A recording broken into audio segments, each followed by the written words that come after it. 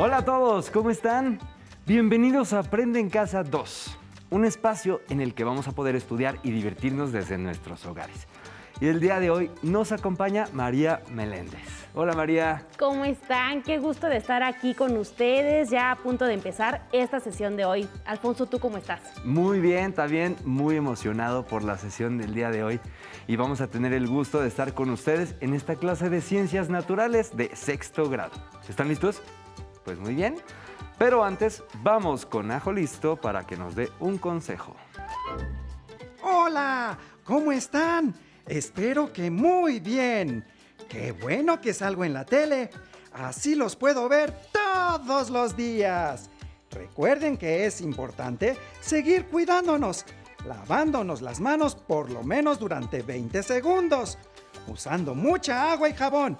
Vamos a ver cómo hay que lavarnos las manos. Me las lavo con agüita y con jabón.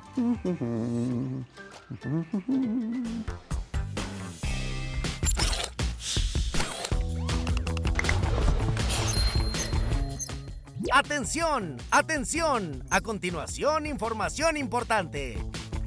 Lavarnos las manos varias veces al día es importante para prevenir cualquier enfermedad. Sigue estos pasos para hacerlo correctamente. Moja tus manos. Usa suficiente jabón. Frota tus palmas una con la otra. Ahora, frota la palma de una de tus manos contra el dorso de la otra, entrelazando los dedos. Repite lo mismo con la otra mano. Frota los dedos. Ahora haz como que rasguñas la palma de tus manos para lavar tus uñas. Enjuaga tus manos con agua. Sécalas con una toalla. ¡Y listo! ¡Tus manos están limpias! Si no tienes agua y jabón, usa desinfectantes a base de alcohol. ¡Cuídate! Alfonso, estoy muy emocionada porque hoy vamos a concluir este recorrido por los procesos de extinción de los seres vivos en el pasado y en la actualidad. Tal vez ha sido un largo viaje por el tiempo, pero creo que ha sido muy valioso para reflexionar sobre el papel que nos toca desempeñar a cada uno de nosotros en esta historia. Pues claro, porque todos los seres vivos estamos relacionados de alguna manera. Y los seres humanos, con nuestras actividades, hemos cambiado las condiciones del planeta, poniendo en riesgo a otras especies y a nosotros mismos también. Pero aún podemos hacer mucho para mejorar esta situación. Totalmente de acuerdo. Y como recordarán, en clases anteriores mencionamos que los principales problemas que afectan a los seres vivos son la destrucción del hábitat, la sobreexplotación, las especies invasoras, la contaminación y el cambio climático. Y me gustaría compartir con ustedes la siguiente imagen que nos muestra de manera muy concreta la situación en México. Ahí vemos el impacto de la actividad humana sobre la biodiversidad de México. Magnitud de cambio denotada por los círculos de diferente tamaño y tendencia temporal del cambio en los ecosistemas. Y en una primera columna tenemos diferentes ecosistemas que son y que los enlista como selva húmeda, selva seca, bosque de coníferas, bosque mesófilo, desierto, acuático, y está hablando en específico del agua dulce, marino e islas. Y del otro lado tenemos la actividad humana, que son la destrucción del hábitat, sobreexplotación, especies invasoras, contaminantes y cambio climático. Y en cada una de estos podemos ver el tamaño de los círculos que representan la magnitud del cambio, alto, intermedio o bajo. El color rojo oscuro representa la situación actual y el azul la proyección a futuro. No todos los ecosistemas se ven afectados de la misma manera, pero la destrucción del hábitat y la sobreexplotación tienen un alto impacto. Y, si se fijan, en la contaminación y el cambio climático, aparentemente no hay grandes efectos en la actualidad, pero si no se hace algo ahora, en el futuro sí representará un grave problema. Hoy vamos a comenzar sobre un aspecto relevante que seguramente ya han escuchado, sobre las especies que habitan en nuestro país. Pues no me imagino qué es, pero ya estoy listísimo para tomar nota. Pues ya no los voy a hacer esperar más y veamos qué nos dice el siguiente. ¿Sabías qué? Alfonso, ¿me puedes ayudar a leerlo? Claro que sí. Miren, en la imagen estamos viendo a un ajolote. El ¿sabías qué? Dice: gran parte de la amplia diversidad de especies de México está constituida por especies que solo habitan en nuestro país. Algunas están restringidas a islas o las partes altas de las montañas, otras a ríos, lagos o lagunas, otras a cenotes o cuevas. Su distribución actual es producto de una larga historia. Algunas tuvieron distribuciones amplias en otros tiempos. Estas especies se conocen como endémicas. Su distribución está restringida a un territorio determinado. Pueden ser endémicas de México, de algún estado, de alguna montaña, cueva, lago, río o manantial. El tamaño y la capacidad de dispersión de las especies tiene gran influencia en su rango de distribución. Por ejemplo, entre anfibios y reptiles, donde la mayoría de las especies son pequeñas, más del 45% son endémicas, mientras que en las aves con gran capacidad de dispersión, solo 11% de las especies son endémicas. Nuestro país tiene características muy especiales y eso hace que exista gran variedad de plantas y animales endémicos que solo encontramos aquí y que también debemos preservar. Los ajolotes son un ejemplo de ello. Conozcamos algunos datos relacionados con las especies endémicas. En la siguiente imagen tenemos dos gráficas. Pongan mucha atención para que quede claro qué representan. Y solo veremos dos casos. De acuerdo con la fuente consultada, se sabe que en el mundo se conocen alrededor de 1.8 millones de especies animales, vegetales y de microorganismos. Los grupos mejor conocidos son los vertebrados terrestres y las gráficas ilustran de manera comparativa la riqueza de especies de vertebrados en general, así como de los endémicos. En lo que se refiere a mamíferos, representados por los segmentos de color café, en México habitan 535 especies, de las cuales 488 son terrestres y 47 marinas. Nuestro país se encuentra detrás solamente de Indonesia y Brasil, que cuentan con 667 y 578 especies respectivamente. México posee el mayor número de especies de mamíferos marinos, con una superficie territorial 3.5 veces mayor que la de México. Australia posee 880 especies de reptiles, que están señaladas en segmentos en color verde claro, mientras que en nuestro territorio se han descrito 804 especies, por lo que México ocupa el segundo lugar en el número de especies de este grupo. ¡Qué dato tan interesante! México, Brasil e Indonesia aparecen en las dos gráficas. Realmente son países con una gran riqueza de especies. Es totalmente cierto. Y ya que mencionamos la riqueza de especies marinas, déjame compartir un dato interesante con el siguiente ¿sabías qué? El Golfo de California, también conocido como Mar de Cortés, es el único mar que pertenece a un solo país. Es 100% mexicano. Se ubica al noroeste de México y está rodeado por los estados de Baja California Sur, Sonora, Sinaloa y Nayarit. Se caracteriza por sus cristalinas aguas que varían del verde claro al azul profundo. Está rodeado por un paisaje de montañas y es refugio de miles de especies marinas y del desierto. Este magnífico mar alberga 36 especies de mamíferos marinos, 31 especies de cetáceos, 5 de las 7 especies de tortugas marinas del mundo, más de 700 especies de peces, incluyendo tiburones, 210 variedades de aves y poco más de 6,000 especies de macroinvertebrados. Ahora, veamos una tabla que se refiere a las especies de mamíferos endémicos en México.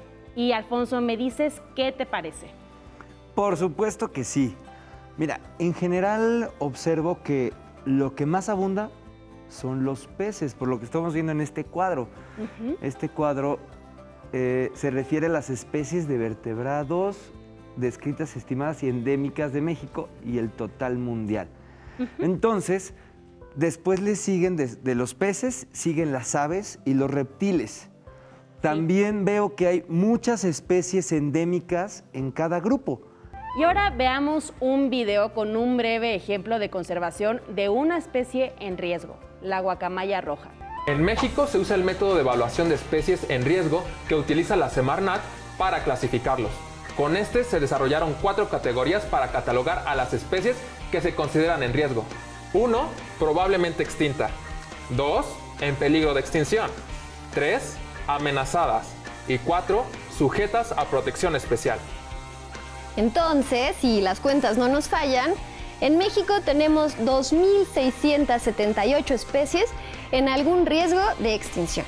Así es, Vale. Y como es muy difícil diseñar programas de protección para cada especie, la Semarnat y la CONAM han elegido algunas de estas especies para implementar programas para la conservación de especies, también llamadas PASE. De manera que al proteger a estas especies y su hábitat, también estamos protegiendo a otras especies menos vistosas o conocidas, pero que también es muy importante proteger, como especies de ranas, lagartijas, murciélagos, peces de agua dulce, ratones de campo y aves, entre muchas otras. Un ejemplo claro es la guacamaya roja. Su distribución original abarcaba los estados de Tamaulipas, Veracruz, Oaxaca, Chiapas y el sur de Campeche. Y actualmente solo tiene pequeñas poblaciones naturales en la selva lacandona en Chiapas y una población en el noreste de Oaxaca y sureste de Veracruz. La principal amenaza que enfrenta es la destrucción de sus sitios de anidación, es decir, de su hábitat, pero también la caza y captura de ejemplares para su comercialización, con tal de tenerlos y observarlos en una bonita jaula. Sin saberlo, todos los que compran una guacamaya roja para tenerla en su casa están contribuyendo de manera directa a que esta especie esté en peligro de extinción. Algo nuevo que nos menciona el video es que algunas acciones de conservación se dirigen a alguna especie en particular, pero también están pensadas para beneficiar a otras. Es decir, si se protege una especie, se protegen más. Eso es muy importante, porque hacer un proyecto de conservación para cada especie sería muy complicado y además muy costoso. Aunque a veces que sea costoso, no significa que no sea conveniente llevarlo a cabo. Y ese es el caso del lobo mexicano. Ah, mira, ahí lo estamos viendo en pantalla. El lobo mexicano, bueno, yo ya sabía que estaba en peligro de extinción en el medio silvestre, pero ahora no sé cuál es la situación actual. Vamos a ver qué pasó con él. Lobo, ¿estás ahí? El lobo mexicano, una subespecie de lobo gris, habitaba desde zonas desérticas y semiáridas hasta bosques templados de pino y encino, extendiéndose por Texas, Arizona y una parte considerable del norte de México. Pero cuando las poblaciones humanas se extendieron, los lobos de la región fueron desplazados y sus presas se redujeron. Esto provocó que las manadas atacaran al ganado de los poblados. ¿Y cuál fue la reacción?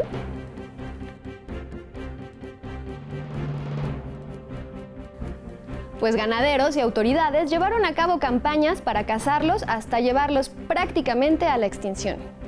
Para el año 1950, el lobo mexicano en estado salvaje prácticamente había desaparecido. En la década de los años 70, Estados Unidos y México iniciaron programas de captura de los últimos ejemplares para iniciar su reproducción bajo cuidado humano. No ha sido un camino fácil. En el año 2002, el lobo fue registrado como especie probablemente extinta en estado silvestre. Pero los esfuerzos por recuperarlo no cesaron y se tomaron nuevas medidas. Y con el tiempo, se logró cambiar su clasificación de probablemente extinto a en peligro de extinción.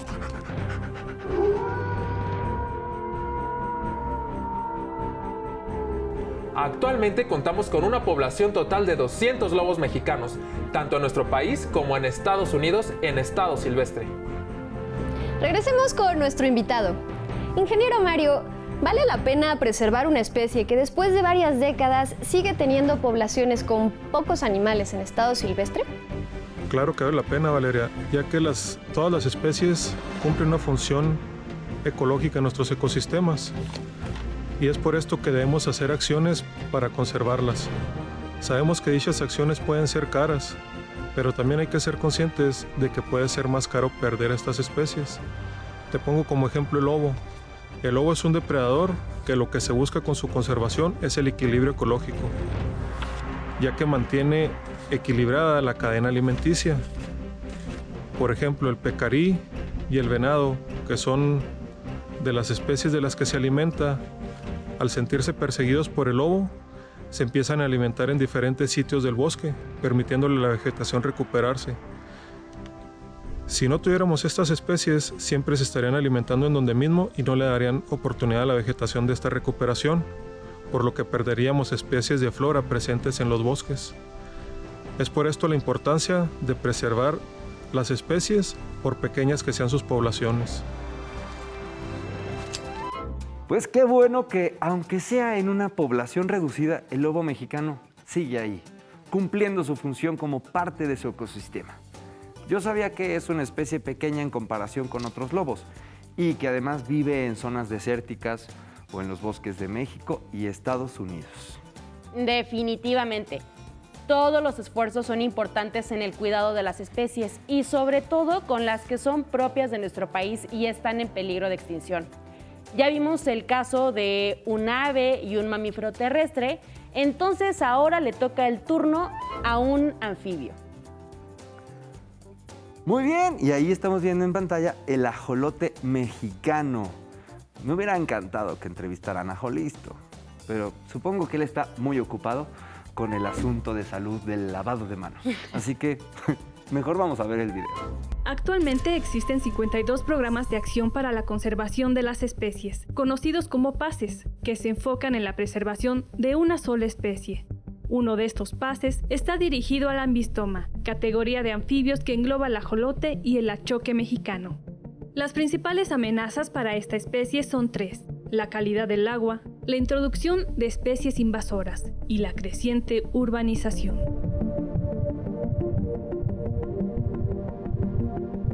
La calidad del agua se ha venido reduciendo y se ha venido reduciendo fundamentalmente porque le hemos cambiado el ciclo hídrico a todo Xochimilco. Antes éramos un gran lago, vivíamos en un gran lago, bueno, en 5 grandes lagos, y hemos venido secando de manera indiscriminada estos lagos, y uno de los últimos remanentes es Xochimilco. Pero además le cambiamos el flujo. En lugar de que entre agua de los manantiales y de los ríos, entra agua de plantas de tratamiento. Entonces la calidad del agua hay veces es buena y hay veces es mala. Son las carpas y las tilapias, que son las carpas originarias de Asia y las tilapias originarias de África. Las introdujimos aquí en todo el país en esta poco inteligente idea que en ese entonces no se consideraba así, de introducir especies para darle de comer a todo mundo sin considerar los efectos ecológicos. Eso fue como en los 70s y en los 80s, en la famosa Revolución Verde.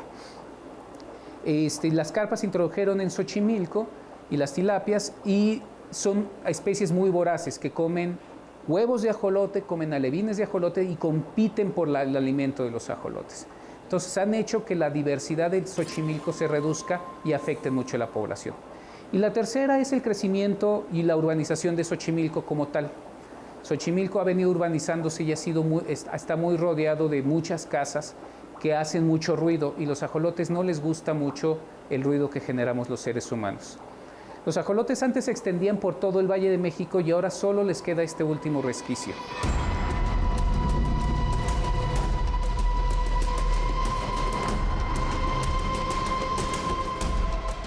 El ajolote es una especie endémica del Valle de México. De acuerdo con la cosmovisión mexica, se trata de la última transformación del dios Xolotl, hermano gemelo de Quetzalcóatl. La gente que vive aquí en Xochimilco le ha tocado ver a través del paso de los años, pues como cada vez hay menos ajolotes en los canales, los peces que generalmente comían cuando eran pequeños ya no existen. Empezamos a trabajar con la gente que está preocupada en Xochimilco por los ajolotes. Los xochimilcas son gente que ha vivido con los ajolotes toda su vida, sus abuelos vivieron con los ajolotes toda su vida y su cultura está ligada a eso. Y entonces decidimos trabajar más bien con ellos en lugar de hacer grandes estructuras. Y empezamos a trabajar en un proyecto que se llama el Proyecto Refugio Chinampa. Este caso es muy interesante porque la protección de una especie se puede hacer de manera integral mediante las chinampas de Xochimilco.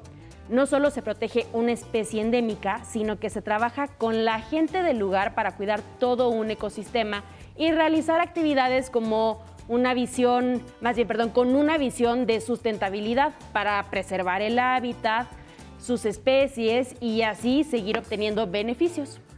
Esas son acciones muy valiosas que hay que reconocer. Y recuérdenlo cada vez que vean a Jolisto en los programas de Aprende en Casa. Exacto.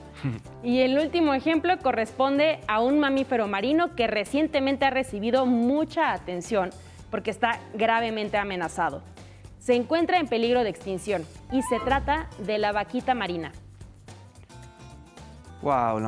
La vaquita marina o cochito es lo que estamos viendo en pantalla. Los mamíferos marinos son muy hermosos y también son muy inteligentes. Es una pena que estén amenazados por las actividades como la pesca indiscriminada. Así es, y muchas veces ni siquiera es a ellos a los que se quiere atrapar, como lo veremos en el siguiente video. Pongan mucha atención. La vaquita marina es otro ejemplo de especies endémicas en peligro de extinción. Su hábitat se ubica en el Mar de Cortés, en el Golfo de California. La descripción de esta especie data de 1958. Sin embargo, tuvieron que pasar 37 años para saber cómo era su morfología externa y 10 años más para conocer detalles sobre su biología. Últimamente, en los últimos 3-4 años, hemos tenido todo este problema con la vaquita marina, ¿no? O sea, es una especie que antes de que empezara toda esta problemática se conocía poco, se hablaba poco de ella, pero es una especie que siempre ha estado en peligro de extinción. Desde que entró a la norma oficial mexicana, había siempre muy poquitas vaquitas marinas porque es una especie endémica, es una especie que es relicta. Esto quiere decir que es una especie que se quedó en algún momento ahí en el Mar de Cortés, como atrapada. Es el único mamífero marino endémico para México y sus poblaciones siempre fueron muy pequeñitas.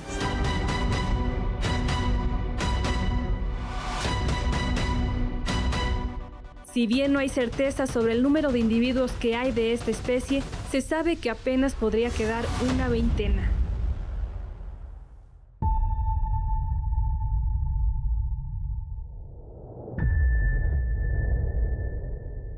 La vaquita marina es una víctima colateral de la pesca de la totoaba, un pez también endémico del Mar de Cortés, cuya vejiga natatoria es altamente valorada en China, en donde se le atribuyen propiedades afrodisíacas y medicinales. Es visto como un objeto de colección, un regalo e incluso una inversión financiera. En algunos mercados, el kilogramo de este órgano puede superar los $8,500, unos 170,000 pesos.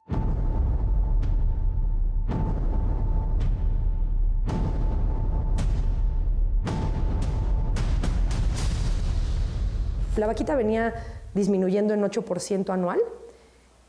Cerca del 2010 habíamos llegado con mucho trabajo con las comunidades del sector civil, WWF ha estado involucrado, el sector gubernamental, en foros, se estaba trabajando y habíamos llegado a reducir el incremento a 4%. Sin embargo, hubo cambios en estrategias y cambios de administración, aunado a un incremento importante en el precio del buche, que llevó a esto a estallar a un problema gravísimo. Es muy apreciada en los mercados asiáticos, le llaman la cocaína del mar por el precio que tiene. Y pues a la hora, aun cuando está prohibida la pesca de totoaba, a la hora que pescan las totoabas de manera ilegal, con redes que están prohibidas, que se llaman agalleras, se llevan a la vaquita marina porque son exactamente del mismo tamaño y las redes están hechas para capturar peces de ese tamaño, ¿no? Obviamente se llevan a las vaquitas, ni siquiera se dan cuenta muchas veces que se la están llevando hasta que ya está muerta la vaquita enrollada en esta red. Las vaquitas marinas, como mamíferos, no pueden respirar bajo el agua, tienen que subir para tomar aire y a la hora que están enrolladas en una red, pues se mueren asfixiadas. Y para terminar, quiero compartirles algunas recomendaciones para ayudar a cuidar nuestra biodiversidad. Son acciones a nuestro alcance y las podemos poner en práctica en cualquier momento. De hecho, algunas ya las conocen. Leamos. Dice, diversifica tu jardín. Mientras más diversidad de plantas haya en tu jardín y en tu patio, más resistentes serán a las plagas y a las enfermedades. Siembra plantas con flores nativas de tu región para atraer abejas, mariposas y otros polinizadores. Acepta la presencia de la maleza. Muchas de las plantas que consideramos malezas son beneficiosas para la biodiversidad de los patios. Algunas plantas, como los tréboles y la alfalfa, reponen los nutrientes del suelo y previenen la erosión. Crea un huerto para autoconsumo con tu familia o en tu comunidad. Elabora composta y utilízala para mejorar la cosecha. Consume de manera consciente. Puedes fomentar la biodiversidad regional comprando frutas y verduras locales. Evita comprar y tener especies invasoras como mascotas. Una especie invasora puede ser una planta o un animal que no es local, sino que proviene de un lugar lejano. Esta puede reproducirse con rapidez y desplazar especies nativas. Sigue la regla de las 3 R's. Reducir. Reduce tu consumo. No compres productos que no necesites. Cuando compres algo, elige artículos que generen una cantidad mínima de basura. Reutilizar.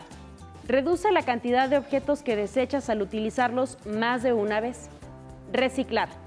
Cuando tengas que desechar un objeto, recíclalo para que pueda convertirse en algo útil nuevamente. Siempre que puedas, camina, usa bicicleta o el transporte público y menos el automóvil. Utiliza aparatos electrónicos de bajo consumo y apágalos, al igual que la luz cuando no los utilices. Con eso terminamos el tema de hoy y espero que hayan aprendido mucho y que reflexionen y que hayan disfrutado conocer este tema, aunque sea un poquito triste. El gran reto integrador. Ciencias naturales. El tema: especies en peligro de extinción en mi estado. Con lengua materna, elabora un texto como un reportaje breve. Con geografía, incluye al menos un mapa donde ubiques las áreas naturales protegidas o los lugares donde habitan las especies en peligro. Con historia, pregunta a algún adulto mayor de tu familia o investiga cómo eran esos lugares hace tiempo. Con matemáticas, incluye datos en porcentajes o una gráfica circular sobre algunas especies. Y con artes, incluye dibujos a color de las especies que más llamen tu atención. Compartan su trabajo con su familia y su maestra o maestro como evidencia de lo que han aprendido hasta este momento. Hemos terminado con Protección de especies en peligro de extinción 2. Espero que lo hayan disfrutado tanto como nosotros.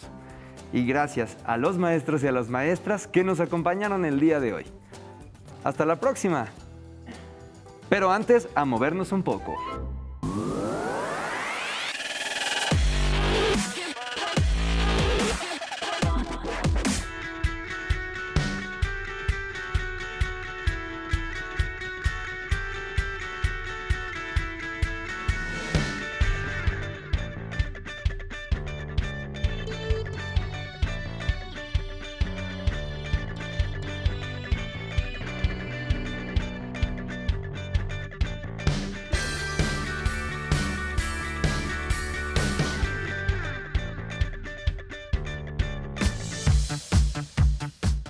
Si no tienes el libro de texto o necesitas ayuda para responder las preguntas, contáctanos.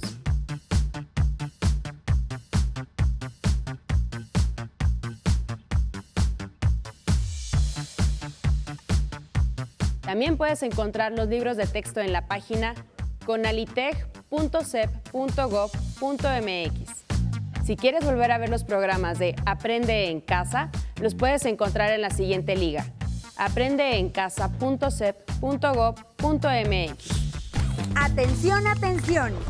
Información importante. Hoy, después de tu clase de educación física, aprenderemos a trabajar por proyectos. Te divertirás y pondrás en acción tu creatividad. Para solicitar apoyo pedagógico, comunícate con maestras y maestros de lunes a viernes de 8 a 20 horas al teléfono 5541 720413 con 100 líneas.